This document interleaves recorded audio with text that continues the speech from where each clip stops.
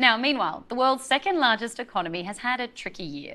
China's government has announced several stimulus measures to boost confidence. Officials say the country is on track to hit its growth target of around 5% this year. But not all investors are as optimistic. Nick Marsh takes a look at what lies ahead for the Chinese economy in 2025. It's been a bad 2 years for the Chinese economy. But as we head into 2025, is there some room for some optimism? Well, the short answer is not really. All the data shows that growth in China is still low, youth unemployment is still high, and citizens, they just aren't spending like they were before the pandemic. And ultimately, it's the property problem which is at the heart of all of this, and that still hasn't been fixed. The Chinese policymakers' response to the troubled housing market has, on the whole, been lackluster. There's a sense that they don't want to row back on the progress they've achieved in cooling the market and bringing prices down and reducing the economy's reliance on real estate.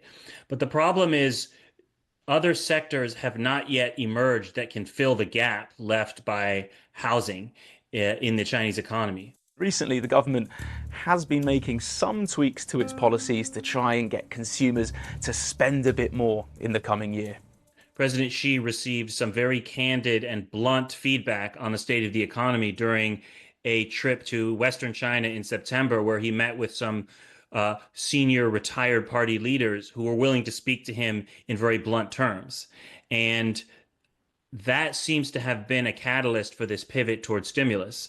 But President Xi's orientation overall has been to stay the course and keep the faith that the focus on high quality growth would eventually yield dividends after a difficult transition period. Many of China's problems are structural, and they will not be fixed overnight.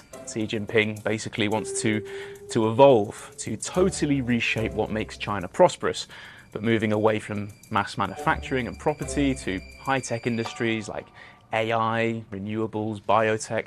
That's going to take years, if not decades, to achieve. So really a long-term project.